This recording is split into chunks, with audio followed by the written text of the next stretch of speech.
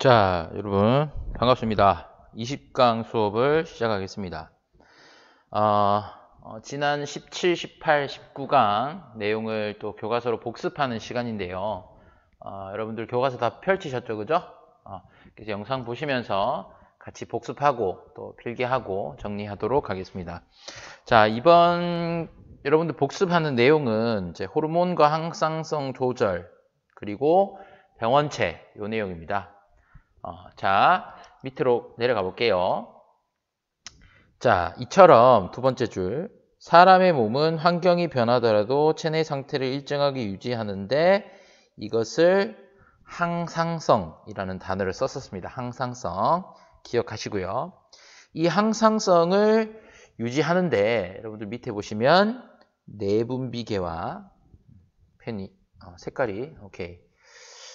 내분비계와 신경계가 관여한다라고 되어 있습니다. 그래서 신경계 중에서는 특히나 여러분들 간뇌의 시상하부가 항상성 조절의 중추였습니다. 그래서 시상하부로부터 통제를 받는 주로 자율신경계가 이 항상성 조절에 관여하는 신경계가 되겠습니다. 그럼 내분비계는 이제 호르몬이었죠, 그죠? 자, 밑에 내려갑니다. 내분비계라는 말이 나왔어요. 내분비계는 호르몬을 생성하고 분비하는 내분비샘들의 모임이다. 그래서 여러분들 이 내분비샘은 대부분 조직이나 기관이에요. 근데 이제 우리가 하는 것들은 대부분 기관 수준이었죠. 여러분들 내분비샘, 뇌하수체라든지 갑상샘, 이자, 부신, 생식샘 이런 것들 전부 다 기관 수준이었는데 이제 어차피 이 기관이나 조직을 이루는 세포들이 호르몬을 분비하는 거기 때문에 그렇게 상하관계를 좀 여러분들이 이해하시면 될 것 같고요. 자, 호르몬은 내분비샘에서 분비되고 생성됩니다. 그죠? 기억하시죠? 자, 밑에 문단 가보겠습니다. 자, 내분비샘에서 생성된 호르몬은 혈액으로 분비된다고 했었어요. 왜냐하면 별도의 분비관이 없기 때문에 혈액을 타고 분비하다가 표적세포에만 작용합니다. 그죠? 여기 보시면 우리 저번에 했던 그림이죠. 그죠? 내분비세포에서 호르몬을 만들어서 혈액을 타고 순환계를 타고 이동해서 표적세포에 가서 작용합니다. 그래서 이 표적세포마다 이 특이적인 수용체 분자가 있기 때문에 이 수용체랑 맞는 호르몬만 가서 기능을 할 수 있다는 겁니다. 자, 다음 페이지 넘어갈게요. 자, 사람의 내분비샘은 시상하부, 뇌하수체, 갑상샘, 부신, 이자, 정소난소, 생식샘 이렇게 우리가 정리를 했었습니다. 자, 밑에 그림 한번 볼게요. 여러분들 뇌하수체는 선생님 지난 시간에 수업할 때 기억납니까? 앞집, 뒷집에서 앞집, 팻걸 기억나죠? 그죠? 오케이. 한번 적어볼게요. 여러분들 여기 보시면 FACHF 있습니다. 그 다음에 부신거질 자극 호르몬 얘가 ACTH였어요. A. 그 다음에 갑상샘 자극 호르몬이 얘가 TSH였습니다. 그죠? fat 됐죠? 그 다음 걸 G 생장 호르몬 GH. 그 다음에 IR은 없었고 그 다음에 LH 여기 있죠. 이렇게 해서 앞집 fat 여러분들 기억을 좀 해주시면 좋을 것 같고요. 특히나 요 여포 자극 호르몬이나 황체 형성 호르몬은 묶어서 생식샘 자극 호르몬 이렇게 얘기했었습니다. 그래서 다시 한번 얘기하지만 우리가 지금 생명과학 1에서 생식계를 배우지 않기 때문에 거기에 된 것들은 그냥 참고만 하시면 좋을 것 같고요. 이 중에서는 선생님이 가장 강조했던 호르몬은 갑상샘 자극 호르몬입니다. 시험에 굉장히 많이 나오는 호르몬이에요. 자, 그 다음에 뒷집 옥바 기억나시죠? 옥시토신, 옥. 그리고 항이뇨 호르몬의 다른 말이 바소프레신이거든요. 그래서 옥바. 그래서 바소프레신은 옥바를 하기 위해서 설명한 거고 여러분들 훨씬 더 많이 나오는 용어는 항이뇨 호르몬. 좀 지저분하네요. 깨끗하게. 오케이. 항이뇨 호르몬 ADH입니다.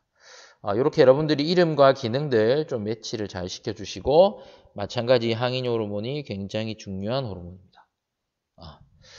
자, 그럼 뇌하수체는 됐고요. 그 다음 밑으로 내려와서 갑상샘 보겠습니다. 갑상샘에 있는 호르몬은 티록신과 칼시토닌이 있었는데 티록신이 좀 중요하다고 했었어요. 그러니까 여러분들 앞에 이 갑상샘 자극 호르몬하고 티록신하고 연계가 되는 겁니다. 그죠? 그래서 뇌하수체 전엽에서 갑상샘 자극 호르몬이 많이 나오면 이 호르몬이 갑상샘을 자극해서 티록신을 많이 분비하게 합니다. 됐죠? 오케이. 칼시토닌 참고하시고요. 자, 그 다음에 부갑상샘으로 가면 부갑상샘은 파라토르몬이라 그래서 얘도 칼시토닌하고 기랑작용하는 그런 친구였다라는 얘기가 있습니다. 자, 그 다음에 이자 얘기할게요. 시상 한번 마지막 할게요, 여러분. 자, 이자는 그 소화계에서 나올 때는 외분비샘이고요. 지금처럼 내분비계에서 나올 때는 인슐린, 글루카곤. 얘도 굉장히 중요한 호르몬이죠, 그죠? 인슐린은 베타세포, 글루카곤은 알파세포가 만들었습니다. 각각 혈당량을 낮추고 높이기 때문에 얘들도 마찬가지로 기량작용의 예가 되겠습니다. 자, 그 다음에 부신이네요, 부신. 부신은 자, 속질에서 에피네프린, 얘도 중요한 호르몬이에요. 그 다음에 겉질에 있는 당질 코르티코이드, 그리고 여기 적혀 있지는 않지만 여러분들 뭐도 있었죠? 무기질 코르티코이드도 있었습니다. 무기질 코르티코이드. 그래서 코르티코이드 호르몬 2개 있는 거 기억을 해 주시고요.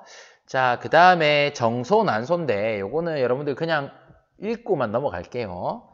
자, 정소에서는 우리 보통 남성 호르몬이라고 하는 테스토스테론, 그리고 난소에서는 주로 여성 호르몬이라고 하는 에스트로겐. 근데 뭐 여러분들 남자 몸에서 남성 호르몬만 있고 여자 몸에서 여성 호르몬만 있는 건 아니에요. 비율이 좀 많다 이런 의미지 남자 여자에게서만 나온다 이런 뜻은 아니고요. 그다음 뭐 특히 이제 임신 중에 자궁 내벽을 두껍게 유지하는 프로게스테론 뭐 이런 호르몬도 있습니다. 참고하시면 될 거고. 그다음 마지막으로 여러분들 시상하부 얘기를 좀 할게요. 시상하부는 사실 얘는 이 항상설의 조절 중추예요. 그러니까 얘가 컨트롤 타워라는 거지, 그지? 가장 메인이 되는 컨트롤 타워인데 동시에 얘들은 또 호르몬을 만들기도 합니다. 그래서 이 시상하부가 직접 만드는 호르몬, 여기 보시면 뇌하수체 후엽인 호르몬을 생성한다. 뭐 이런 거는 참고하시고, 발생학적으로 뇌하수체 전엽과 후엽의 기원이 좀 다른데 후엽이 좀 연계가 돼 있긴 하거든요. 근데 여러분들이 좀 알아뒀으면 좋겠는 거는 뭐냐면 여기 보시면 TRH 있죠. 그러니까 요 TRH 그 다음에 여기 TSH, 티록신 얘가 다 한 계열이죠, 그죠? 그 다음에 ACTH랑 같은 계열이 여기 CRH. 그리고 뭐 요거는 그냥 뭐 모르셔도 됩니다. 생장 호르몬도 그 전에 방출 호르몬이 있다는 거 정도만 참고해 주시면 되고요. 뭐 CRH나 TRH는 문제에서 종종 나오기도 합니다. 이렇게 여러분들이 사람의 주요 내분비샘과 호르몬을 잘 정리해 두시길 바라고요. 자, 그 다음에 호르몬은 여러분들 아주 미량으로도 생리작용을 조절하기 때문에 과잉이나 결핍 시 과다증, 결핍증이 나타날 수 있다고 했었습니다. 자, 밑에 보시면 당뇨병은 여러분들 당연히 인슐린이라는 호르몬의 결핍에 의한 거죠. 제1형, 2형 이렇게 구분되는데 대사성 질환과 관련 깊은 거는 1형이었어요? 2형이었어요? 2형이었습니다. 그죠? 오케이. 그 다음에 요붕증 이건 뭐냐면 그러니까 오줌이 너무 자주 나는 거예요. 그러니까 이게 항이뇨 호르몬이 좀 결핍되면 콩팥에서 수분 제흡수가 안 되니까 오줌량이 굉장히 많아지겠죠. 그런 것과 연관이 되어 있고 말단 비대증 요거는 이제 생장 호르몬과 관련이 있습니다. 그러니까 성인 이후에 그러니까 굉장히 어릴 때부터 생장 호르몬이 너무 많이 나오면 거인증이 되고요. 그 다음에 생장이 조금 어느 정도 이루어진 뒤에 생장 호르몬이 너무 많이 나오면 이렇게 이제 얼굴, 턱, 뭐 말단, 손, 발 이런 데가 이제 좀 비대해지는 말단 비대증. 그리고 갑상샘 기능 항진증은 이거는 이제 티록신이 너무 과다하게 나온 겁니다. 티록신이 너무 과하게 나오니까 물질 대사가 너무 촉진돼서 대사율이 너무 많고 몸에 열이 굉장히 많이 나와서 추위도 잘 안 타는 반면에 막 엄청 말랐어요. 그죠?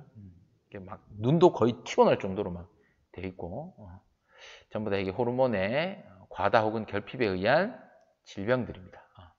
관심 있는 학생들은 또 이렇게 인터넷에 참고해 보면 많은 자료가 나오니까 정리해 두시면 좋을 것 같네요. 자, 그 다음 항상성 조절 원리 얘기하겠습니다. 자, 간뇌가 항상성 조절의 중추라고 했었습니다. 그래서 이 간뇌 특히 시상하부가 모니터링해서 명령도 내리고 한다 그랬죠. 자, 그 다음에 이거는 우리가 앞에서 강의할 때는 안 했던 건데 여기 교과서에 있어서 잠깐 얘기하겠습니다. 자, 신경과 호르몬을 지금 이렇게 비교하는 거거든요. 자, 여러분들 신경은 색깔을 좀 구분해서 쓸까요? 자, 신경은 선생님 빨간색으로 써볼게요. 신경은 매우 빠릅니다. 우리 앞에서 했죠? 항문의 전도와 전달. 그리고 얘들은 굉장히 효과가 빠르게 사라져요. 그 말은 굉장히 일시적이라는 거지. 그리고 신경은 이제 뉴런이 닿아 있는 시냅스 좁은 범위에서만 나타납니다. but 호르몬은 비교적 느려요. 왜냐하면 얘들은 호르몬을 만들어서 이게 혈액을 타고 막 움직이니까 그리고 그 표적 세포에 가서 효과가 나타나는 거기 때문에 신경보다 느립니다. 그죠? 그 다음에 효과도 비교적 오래 지속됩니다. 지속성이 좀 있어요. 그리고 신경보다는 훨씬 넓은 범위에 걸쳐 나타납니다. 그러니까 뭐 세포 혹은 뭐 기관 전체적으로 나타날 수도 있고, 그리고 또 인슐린 같은 호르몬은 여러분 뇌를 제외한 모든 체세포가 표적세포라고 그랬죠. 그래서 몸 전체적으로 이런 효과가 나타날 수도 있습니다. 차이를 한번 얘기했었습니다. 자, 여기 그림도 나오네요. 그죠? 이것들은 여러분들 참고해서 복습하시면 되고요. 방금 얘기했기 때문에 넘어가겠습니다. 자, 그 다음에 이제 항상성 조절의 원리가 나오는데요. 그 교과서에서는 냉장고의 온도 조절 장치를 비유하고 있습니다. 그래서 여러분들 냉장고에 만약에 온도를, 냉장고 같은 경우는 보통 2도나 3도에 설정해 놓죠. 그러면 만약에 온도가 이거보다 높아지면 냉매를 막 돌려가지고 온도를 더 낮추고요. 반대로 이게 너무 낮아지면 다시 높이는, 뭐 이런 식으로 항상 일정한 기준을 두고 맞추는, 그걸 예를 들고 있거든요. 그래서 이와 같이 어떤 원인으로 인해 나타난 결과가 다시 원인에 영향을 미치는 현상을 피드백이라고 합니다. 우리 학습에서도 피드백 많이 하죠. 그러니까 여러분들 뭐 얼마 전에 우리 학력평가도 쳤지만 그런 학력평가 같은 거 치고 채점하고 끝나면 안 됩니다. 반드시 피드백을 해야 돼요. 그래서 결과를 보고 여러분들이 다시 내가 이거 왜 틀렸는지, 이게 뭐 계산을 실수했구나, 혹은 이 관련 개념을 몰랐구나 해서 다시 공부하는 그런 피드백 과정이 학습에서도 굉장히 중요하거든요. 마찬가지로 우리 항상성 조절도 이런 피드백이 굉장히 영향을 많이 미치는데, 주로 항상성 조절에 관여하는 피드백은 음성 피드백이 됐습니다. 그래서 결과가 원인을 억제하는 조절, 그러니까 약간 방향성이 반대라고 했었습니다, 선생님이. 자, 항상성은 주로 음성 피드백에 의해 조절됩니다. 그래서 대표적인 예가 티록신 얘기 나왔었죠. 밑에 그림 볼게요. 자, 시상하부에서 TRH가 나옵니다. 그러면 뇌하초 전엽에서 TSH가 나오고 갑상선에서 티록신이 나오는. TRH, TSH, 티록신은 같은 계열이에요. 근데 여러분들 만약에 티록신이 너무 과하면, 얘가 너무 과하면 돌아가서 시상하부나 뇌하초 전엽을 억제시킬 거예요. 그래서 티록신이 만약에 과다하다면 이 시상하부가 억제되니까 TRH 양은 줄어들 것이고, 그러면 자연스럽게 TS 양도 줄어들어서 티록신이 농도가 유지가 되겠죠. 근데 만약에 여러분들 티록신이 만약에 부족한 상황이라면 이 신호가 돌아가서 이 부족하다는 것과 반대적인 방향, 즉 이때는 TRH 분비를 증가시킬 겁니다. 이 시상하부를 막 촉진시키겠죠. 그죠? 그러면 야가 많이 나오니까, TRH가 많이 나오니까 TSH도 많이 나와서 티록신의 양을 다시 정상 농도로 유지할 수 있습니다. 그래서 선생님이 얘기했던 것처럼 이 결과되는 어떤 그 개념, 그러니까 결과의 어떤 뭐라 그래야 될까? 이 결과와 얘들이 돌아가서 그 원인이나 과정에 영향을 주는 것이 결과와 방향성이 좀 반대라는 거예요. 그러니까 과하니까 줄이고 부족하니까 늘리고, 이렇게 반대의 방향으로 결과 값에 따라서 원인이나 과정이 영향을 받는 것이 음성 피드백입니다. 됐습니까? 자, 그 다음에 기량작용도 있습니다. 이 기량작용도 조절되는데 두 가지 요인이 서로의 효과를 줄이는, 그래서 완전히 반대되는 작용을 한다 그래서 기량작용. 대표적인 예가 밑에 보이는 것처럼 인슐린 글루카곤도 있고, 그리고 칼시토닌 파라토르몬, 그리고 자율신경으로 가면 교감신경, 부교감신경, 이런 것도 전부 다 기량작용이라서 서로가 서로의 효과를 줄인다, 즉 서로가 반대되는 작용을 하기 때문에 상황에 따라 어떤 애가 예를 들어 인슐린이 많이 나올 때는 글루카곤은 적게 나오고 글루카곤이 많이 나올 때는 인슐린이 적게 나오고 그래서 항상 일정한 상태를 유지하는 것이 기량작용입니다. 자, 넘어가겠습니다. 자, 이제 항상성이 조절되는 사례들 첫 번째 혈당부터 볼게요. 자, 혈액 속에 있는 포도당의 농도를 혈당량이라고 하고 주로 0.1% 정도로 유지해야 된다고 얘기했었습니다. 자, 밑에 보시면 자세하게 나오죠, 그죠? 이자섬에 베타세포에서 인슐린, 알파세포에서 글루카곤. 근데 여러분들 보시면 이거 식사를 했죠. 식사를 하고 나면 혈당이 높아져요. 그러면 혈당이 높아지니까 누가 많이 나와야 돼? 얘가 많이 나와야 돼. 그러니까 여러분들 이게 인과관계를 잘 따져야 되는데 혈당이 높아지니까 인슐린이 많이 나와야 되고 글루카곤은 적게 나와야 돼요. 왜냐하면 혈당이 높아졌다는 결과에 따라서 이제 혈당을 뭐 해야 되니까 낮춰야 되니까 인슐린이 많이 나와서 혈당을 다시 낮춘다는 거죠. 여러분들 식사 후에 혈당이 높아졌는데 글루카곤이 많이 나오면 혈당이 더 높아집니다. 그러면 항상성 유지가 안 돼요. 알겠습니까? 그래서 현재 상황에 따라 어떤 애들이 많이 나오는지 인과관계를 잘 따지시기를 바라겠습니다. 자, 넘어가고요. 자, 혈당량은 인슐린과 글루카곤의 기량작용에 의해서 일정하게 유지됩니다. 그래서 혈당량을 조절하는 주 호르몬은 인슐린, 글루카곤이라고 얘기했었습니다. 자, 밑에 그림 볼게요. 자, 혈당량이 높은 상황이에요. 그러니까 이게 식사 후겠죠. 혈당이 높아지면 이제 베타세포에서 인슐린이 많이 나옵니다. 맞습니까? 그래서 이 인슐린은 물론 부교감 신경에 의해서 조절도 받지만 이자가 직접 이 혈당을 좀 모니터링 할 수도 있다고 얘기했었어요.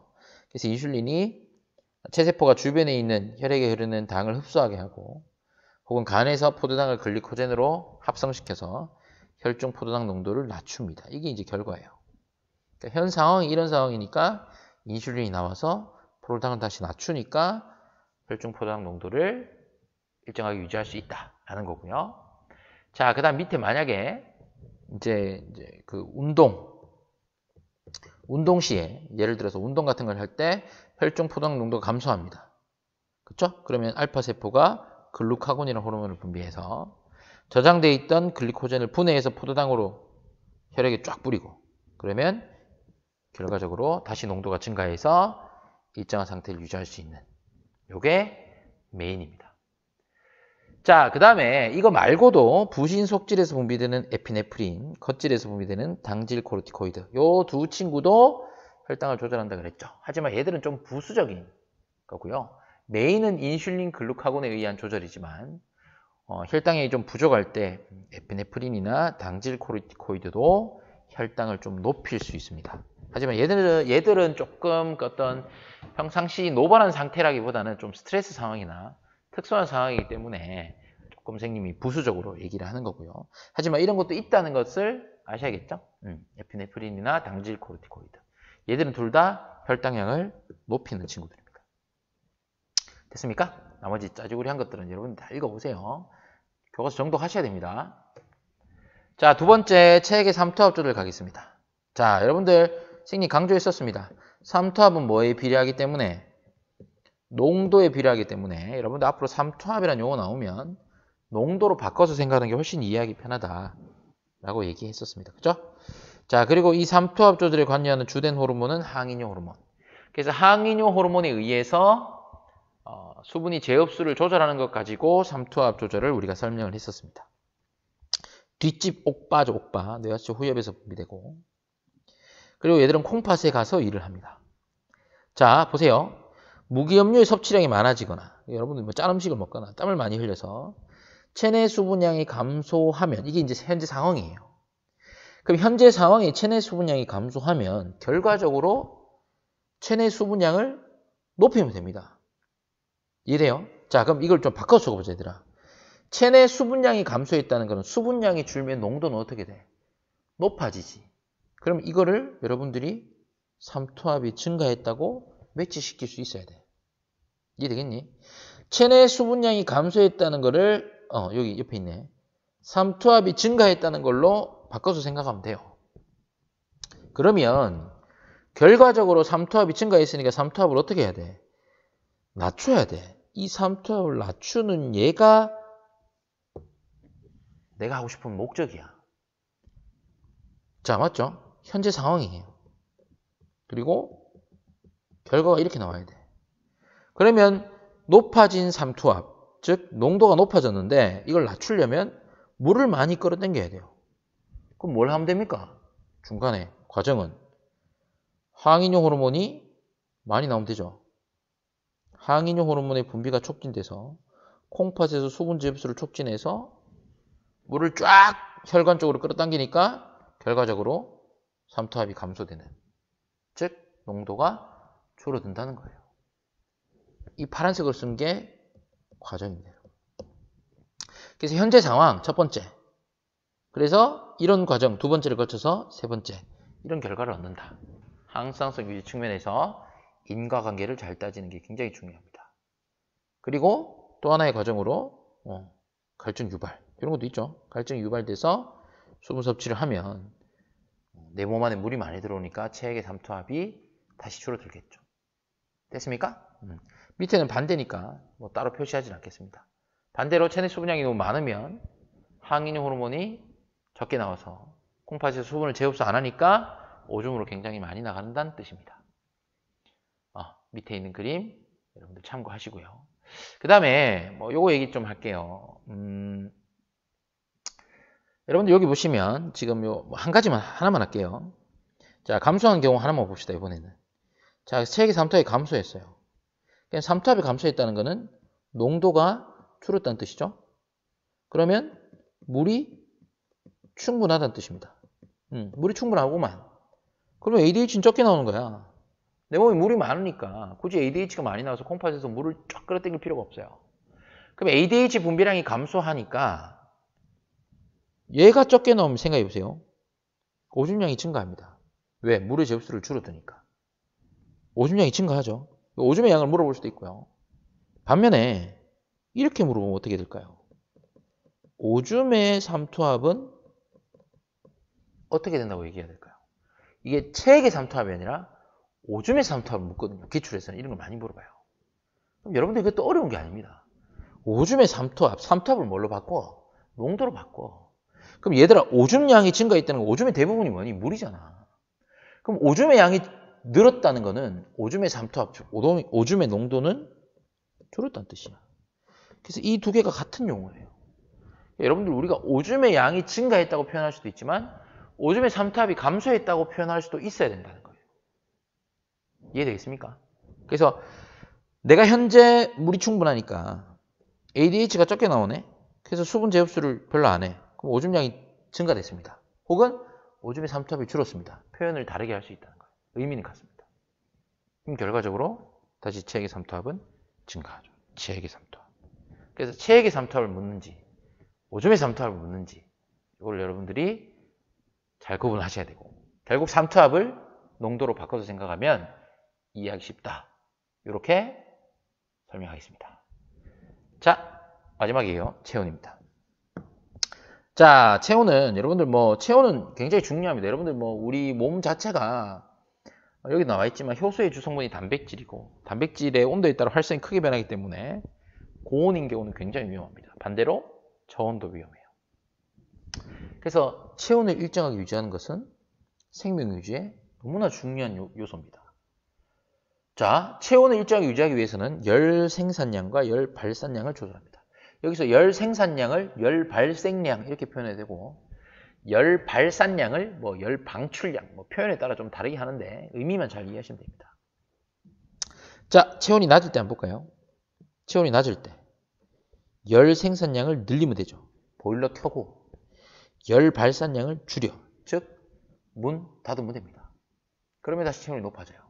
그래서 선생님 특히나 체온은 낮을 때를 기준으로 하라고 했죠. 왜? 뒤에 나오지만 체온이 높을 때 열 생산량을 줄인다는 게 조금 이게 좀 애매해요. 정확하게 강하게 얘기하기가 좀 힘들어요. 그래서 낮을 때 기준으로 공부하시는 게 좋다고 얘기했었습니다. 자, 밑에 한번 볼까요? 날씨가 추워져. 저체온 상황이죠. 밑에 그림하고 똑같습니다. 추워 보이죠, 그죠? 체온이 내려가면 감내 시상하 부위에 컨트롤 타워니까 교감신경을 흥분시킵니다. 그래서 교감신경을 통해 털세운근과 피부 근처에 분포한 모세혈관을 수축시킵니다. 그래서 피부에 소름이 돋죠. 닭살 돋죠. 그죠? 그래서 이제 단열 효과를 일으키는 거고요. 그 다음 피부 근처에 분포한 모세혈관이 수축하면 피부가 창백해 보이죠? 왜? 열 발산량을 줄이기 위한 겁니다. 그러니까 피부 근처로 혈액이 많이 흐르면 혈액은 따뜻하니까 열을 많이 뺏겨버리잖아. 외부 온도는 춥잖아요. 열은 무조건 고온의 저온으로 이동하거든요. 그러니까 피부 근처로 혈액을 많이 안 흐르게 하는 겁니다. 그럼 열을 덜 뺏길 거 아니에요. 그죠? 그래서 문 닫는 거에 비유하는 겁니다. 그 다음에 에피네프린이나 티록신 같은 호르몬들을 많이 분비해가지고 물질에 촉진돼서 열 생산량은 느리는, 그리고 골격근 수축시키는 것도 열 생산량을 늘리는 거죠. 됐습니까? 밑에 그림 볼게요. 자, 춥다. 그러면 간내 시상하고 이걸 감지해서 자, 에피네프린이나 티록신 같은 호르몬을 분비시켜가지고 열 생산량을 증가시키든지 혹은 근육을, 골격근을 떨게 해가지고 근육을 수축심으로써 열 생산량을 증가시킨다든지 이런 것들은 전부 다 열 생산량을 증가시키는 과정. 즉 보일러 켜는 거에 비유가 되고요. 그 다음에 여기 보이시면 교감신경이 활성화돼가지고 털이 삐죽삐죽 쏘고 소름이 돋고 그래서 피부 근처에 있는 모세혈관이 수축되면서 피부 근처로 피를 많이 안 흐르게 하는 겁니다. 맞죠? 그렇게 되면 열을 뺏기는 것을 줄인다. 그래서 이 두 가지 기작으로 결국 체온을 높이는 게 목적입니다. 그 다음에 여기 나와 있지만 빨간색 화살표와 파란색 화살표, 즉 신경 경로와 호르몬 경로 이런 것들은 좀 여러분들이 구분할 수 있으면 훨씬 더 좋을 것 같습니다. 자, 이렇게 해서 호르몬 항상성 조절은 끝이 났고요. 넘어갈게요. 자, 병원체까지 하고 이번 강을 마무리하겠습니다, 여러분. 자, 뭐 지금 뭐 코로나 얘기는 뭐 이제 그만하고 싶네요, 그죠? 뭐 자꾸 코로나 여러분들 뭐 빨리 이 상황이 좀 종식되었으면 좋겠습니다, 정말. 그리고 여러분들 뭐 오늘 이 5월 25일 월요일 개인적으로 선생님이 태어난 날입니다. 축하해 주세요, 여러분.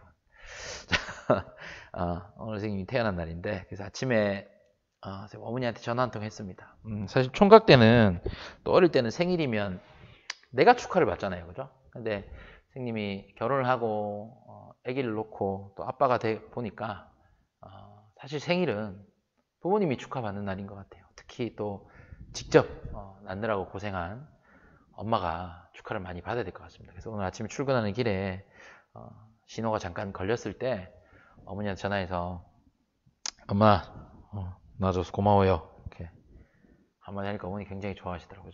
이제 철들었네 이러면서 여러분도 마찬가지예요. 여러분도 뭐 생일날 되면 이제 고등학생이 됐겠지. 엄마 나 생일인데 미역국 안 끓여줘? 케이크 안 줘? 선물 안 줘? 이러지 말고 먼저 여러분들이 엄마 나 낳느라 고생했어 고마워 이렇게 한마디 하면 어머니 굉장히 감동하시고 좋아하실 거예요. 그죠?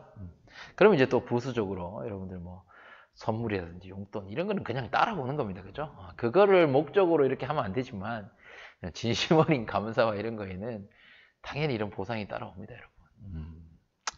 무튼 아무튼 그 선생님 생일 얘기를 하는 게 목적이 아니라 오늘이 이제 5월 25일 월요일 지금 오전인데 여러분 이틀 뒤면 등교를 하거든요. 그래서 여러분들이 만나는 거에 대한 굉장히 기대감이 큽니다. 하지만 또 동시에 전국에 보면 굉장히 더 지금 3학년들은 등교를 하고 있지만 나머지 학년들이 등교하면서 굉장히 좀 우려되는 상황도 있어요. 그래서 여러분들이 학교에 오면 여기는 또 공동으로 생활하는 공간이다 보니까 더 신경 쓰셔야 됩니다. 답답하지만 마스크 벗으면 안 되고요. 절대 안 됩니다. 그리고 손 소독, 손 세정 이런 것들 정말 철저히 해주시고 그리고 친구들하고 뭐 대화하고 잡담하는 것도 좀 줄이고 밥 먹을 때도 마찬가지고 모든 게 불편해요. 하지만 어쩔 수 없습니다. 그리고 지금 우리가 배우는 이 파트가 또 면역계 파트이기 때문에 여러분들 이 파트를 또 배우고 나면 집단 면역이라는 그 개념 아래에서 지금 여러분들 한 명 한 명이 행동하는 게 얼마나 중요한지를 깨닫게 되실 거예요. 자, 서론은 여기까지 하고요. 질병의 원인 얘기해 보겠습니다. 자, 질병이 생기는 원인은 매우 다양합니다. 뭐 당연하죠. 어떤 질병은 인체 내부의 요인, 대부분 이렇죠, 그죠? 근데 지금 우리가 다룰 것들은 외부에 있는 요인이 주로 되고요. 뭐 자외선, 뭐 이런 여러 가지 많지만 우리는 주로 생물적 요인에 초점을 맞출 겁니다. 자, 다음 페이지 보시면 질병은 크게 비감염성 질병과 감염성 질병을 구분하는데 우린 여기에 초점을 맞춘다. 그죠? 세균, 바이러스, 곰팡이, 기생충 이런 친구들이 외부의 생물적 요인이죠. 이런 친구들, 즉 병원체, 얘들 병원체라 그런다, 그지? 이런 병원체가 내 몸에 들어와서 발생하는 질병을 감염성 질병이라고 한다. 자, 병원체 한번 보자. 병원체의 원투펀치는 세균과 바이러스입니다. 선생님, 왜 이걸 원투펀치라고 얘기하느냐? 수능에 거의 얘 둘만 나와요. 나머지는 뭐 비중이 좀 적습니다. 세균, 바이러스는 무조건 나온다고 보시면 돼요. 얘들이 원투펀치예요. 자, 세균. 여러분 첫 줄에 나오죠. 모든 세균이 질병을 일으키는 게 아닙니다. 그래서 여러분들 한 번씩 뭐 이런 기사 같은 거 보면 선생님이 좀 그런 거에 좀 민감한데 툭 하면 변기랑 비교해. 변기에 있는 세균, 변기 세균. 뭐 칫솔에 있는 세균이 변기보다 많니. 뭐 그렇게 따지면 세상에서 변기가 제일 깨끗한 것 같죠, 그죠? 근데 여기서 중요한 쟁점은 여기서 여러분들 말하는 세균이 질병을 일으키는 세균만 한정해서 얘기한 게 아니고요. 그러니까 그냥 그 변기에서 나오는 모든 세균을 다 얘기하는 거예요. 그럼 그 중에서는 정말 이게 인체에 해로운 것도 있지만 인체에 해를 별로 끼치지 않는 것도 많고요. 그 여러분들 변기에 있는 세균은 여러분들 대부분 여러분들의 대장 속에 있는 세균과 비슷하지 않겠어요? 왜? 내가 그 똥을 누면 그 똥에 있는 그 세균들이 이제 변기에 있을 거 아니야. 그러니까 뭐 맹목적으로 뭐 세균이 많다. 이게 곧 이꼴 안 좋다. 뭐 치명적이다. 이렇지는 않습니다, 사실. 세균 중에 유익한 것도 많죠. 뭐 대표적인 유산균이죠, 그죠? 그러니까 여러분 우리 장내 특히 소장, 대장 이 장 속에는 굉장히 많은 미생물들, 세균들이 살고 있습니다. 그러니까 이 세균들이 뭐 몸이 건강한 사람들은 또 굉장히 그 유익한 세균의 비율이 높고요. 그리고 이 세균들 중에 예전부터 많이 연구가 되어 왔지만 소화기관이나 면역기관에 굉장히 많은 역할을 하고 심지어 최근에는 이게 신경계, 특히 뇌에도 영향을 미친다는 그런 제한적인 연구들이 많이 나오고 있습니다. 그래서 우리 장내에 어떤 세균들이 많이 서식하느냐가 이 건강과 직결되는 그런 개념이 있습니다. 굉장히 중요하죠, 그죠? 자, 세균은 증식 속도가 매우 빠르고 왜? 무성생식을 하니까요. 그리고 다양한 경로로 침입할 수 있습니다. 여기 보시면 뭐 결핵, 디프테리아, 폐렴 이런 것들, 콜레라, 장티푸스, 이즈, 식중독, 파상풍, 나병 뭐 이런 거, 뭐 이런 것들 전부 다 세균성 질병, 패스트 뭐 이런 것들. 그래서 여러분들 세균에 의한 질병의 예시들 좀 정리해서 해두시면 좋을 것 같고, 이 중에 제일 많이 나오는 건 결핵입니다. 그러니까 이 어떤 예를 들면 이런 거야. 자, 독감이라고 딱 하면 여러분들이 독감은 세균성 질병이네 이렇게 하면 틀리는 겁니다. 독감은 뭐예요? 독감 바이러스잖아. 그러니까 어떤 질병의 예를 보고 이 병원체가 뭔지를 여러분들 구분할 수 있으면 됩니다. 됐죠? 그리고 세균성 질병은 주로 항생제를 이용해서 치료합니다. 자, 두 번째 바이러스. 바이러스 얘기는 뭐 앞에서도 계속 했습니다. 많이 했습니다. 그죠? 얘들은 효소가 없습니다. 세포 구조도 아니에요. 자, 보시면 수두, 독감, 홍역, 간염, 에이즈, 후천성 면역 결핍 증후군, 메르스, 코로나 이런 것들 전부 다 바이러스성 질병이고 항바이러스를 이용해서 치료합니다. 요거 구분하라는 거예요. 됐습니까? 그리고 뭐 세균의 특성, 바이러스 특성 이런 것들은 앞에서 정리 다 했으니까 여러분들이 같이 숙지를 해주셔야 됩니다. 자, 그 다음에 바이러스 말고 이제 첫 번째가 세균이었고요. 두 번째 바이러스, 세 번째 곰팡이 보겠습니다. 생물학 분류학적으로 균류, 균계에 속하는 친구들이고 얘도 대부분 주류, 무좀, 얘가 대표적인 거죠. 이런 것들 곰팡이성 질병이다. 기억해 두시면 되고요.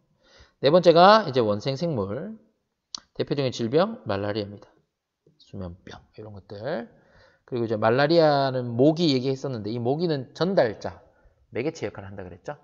그 모기 안에 있는 말라리아 원충이 직접적으로 병을 일으키는 병원체입니다. 자, 그 다음 5번째, 뭐, 기생충. 이런 것도 질병을 일으킬 수 있습니다. 그죠? 기생충. 여러분, 기생충 영화 봤습니까? 오늘 왜 이렇게 딴소리를 많이 하지? 죄송합니다. 자, 그 다음 6번째, 프라이온. 이 친구도 병원체로 관찰합니다. 근데 여러분들, 프라이온은 단백질, 즉, 얘는 생명체가 아닙니다. 그죠? 지금까지 나온 건 다 생명체죠. 뭐, 바이러스는 생물적 특성과 무생물적 특성을 같이 가지고 있지만, 일단 생물적 특성을 가지고 있잖아요. 근데, 프라이온은 생명체가 아니라 단백질 입자예요. 근데 얘가 감염성이 있습니다. 그래서 병원체로 간주합니다. 정리됐죠? 오케이. 다음 페이지. 자, 물체나 인체에 묻어있는 세균 배양하기. 이런 거는 혹시나 뭐, 이게 정말 시간적 여유가 되면 이런 것들 뭐 키트 사가지고 해보면, 와, 내 손에 정말 많은 세균이 있구나라고 알 수 있는데, 이것도 마찬가지로 내 손에 있는 모든 세균이 다 인체에 유해한 건 아니기 때문에, 이런 걸 한번 혹시 시간이 되면 한번 해보면 좋을 것 같네요. 그렇지만 그렇다고 해서 선생님이 뭐 손에 있는 세균이 다 인체에 나쁜 건 아니니까 손 안 씻어야지, 이건 아닙니다, 여러분. 손에 있는 세균이 나쁠 수 있고요. 특히나 지금처럼 이런 감염병이 유행하는 시기는 더 중요합니다. 그죠? 자, 그 다음에 프라이온 나오네요. 감염성 단백질, 생명체 아닙니다. 밑에 그림 한번 볼까요? 정상적인 프라이온, 이 단백질입니다. 단백질 구조, 이런 구조에 있는 단백질. 근데 변형된 프라이온이 있으면, 그럼 변형된 프라이온이 정상적인 프라이온 옆에 가서 얘를, 정상적인 놈을 같이 이상하게 만들어버려요. 그래서 감염성 단백질 입자라고 해서 이 친구도, 즉 프라이온도 병원체로 간주한다고 얘기했었습니다. 그죠? 대표적인 질병이 광우병, 양에서 나오는 스크래피병, 사람의 경우에는 비슷한 게 보시면 이게 이제 그 클로이츠펠드 야구병이라고 나오는데, 이게 위에 그림 한번 보세요. 소의 정상 뇌조직, 광우병 걸린 소는 막 뇌조직이 굉장히 손상이 많이 되죠. 그죠? 그래서 뭐 뇌가 이게 손상이 되니까 굉장히 영향을 많이 줄 수 있습니다. 위에 보시면 소 같은 경우에 신경질적인 공격적인 행동이 나올 수 있고, 사람 같은 경우에는 감각, 정신 이상, 기억, 신체 균형 장애 이런 것들이 나타날 수 있습니다. 자, 오케이. 오늘 수업은 여기까지입니다. 여러분 이렇게 해서 교과서도 정리를 잘 하시고요. 이제 여러분들이 등교하기 전에 원격 수업은 여기까지입니다. 오늘까지 끝이고, 뭐 A반은 오늘, C반은 내일 다 완료가 되는데, 수요일날 여러분 등교를 하시면 이제 수요일날 일주일 동안 등교 수업을 할 때는 잠시 원격 수업은 좀 쉬고, 등교 수업 기간 동안은 또 여러분들 이때까지 했던 것들 복습을 좀 할 거예요. 근데 여러분들 알겠지만 여러분들 당분간은 격주제입니다. 즉 한 주 등교하면 그 다음 한 주는 또 원격이에요. 그럼 그때 원격 때 또 뒤에 21강부터 또 진도를 나갈 생각입니다. 그래서 원격과 등교를 잘 병행해가지고 여러분들 학습에 충실히 임해주기를 당부합니다. 오늘도 고생하셨습니다.